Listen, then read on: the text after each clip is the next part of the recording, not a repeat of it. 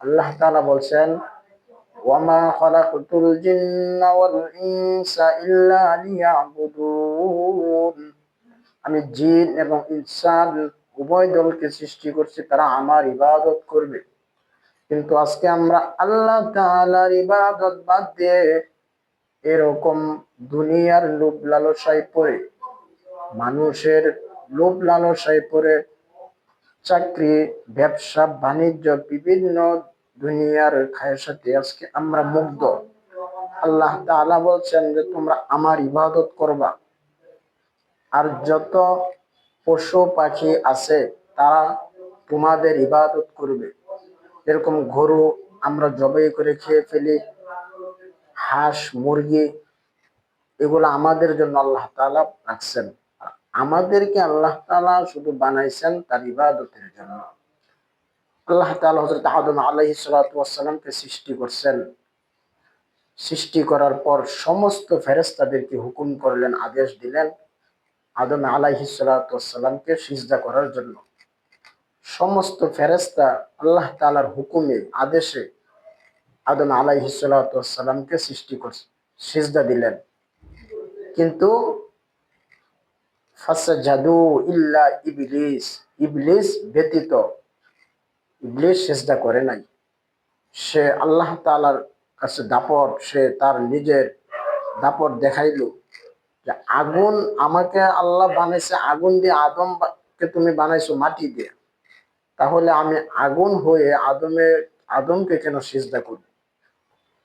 তো একটু লানত, একটু আল্লাহ তাআলার সাথে অপমান করার কারণে আল্লাহ তাআলা তাকে এত বড় লানত দিয়ে দুনিয়াতে পাঠাইছেন শয়তান হিসেবে।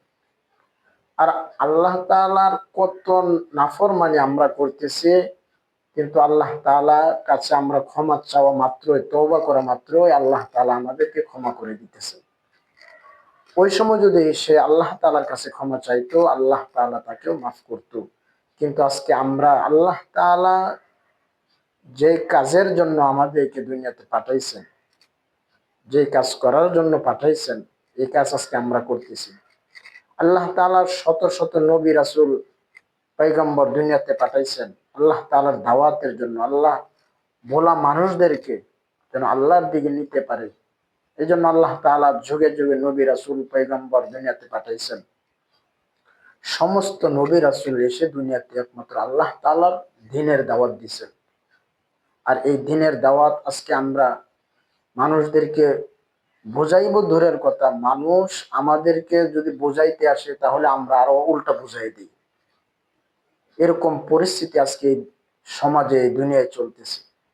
কিন্তু আমাদের এই জগৎ ছেড়ে এরকম এক জগতে যেতে হবে, অনন্তকালের জগৎ, যে জগৎ শুরু আছে আর কখনো শেষ হবে না।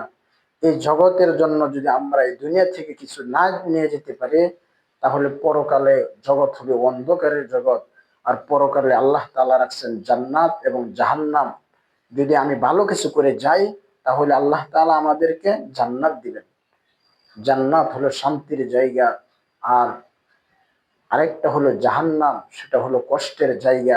যদি আমরা জাহান্নামে যাই তাহলে আমাদের আযাব আর আযাব সাধারণ দুনিয়ার একটু আগুন যেরকম আমরা সহ্য করতে পারি না, আর সেই জাহান্নামের আযাব কিভাবে সহ্য করব? আর যদি দুনিয়া থেকে ভালো কিছু নিয়ে যেতে পারি তাহলে আল্লাহ তাআলা আমাদের জন্য রাখছেন জান্নাত, শান্তির জায়গা হলো জান্নাত। আপনি কিছু খেতে মন চাইছে মাত্রই আপনার সামনে হাজির সেই জান্নাতে। আমরা কে কে যেতে চাই? আমরা সকলে জান্নাতে যেতে চাই। এই জন্য আল্লাহ তাআলা আমাদের সবাইকে জান্নাত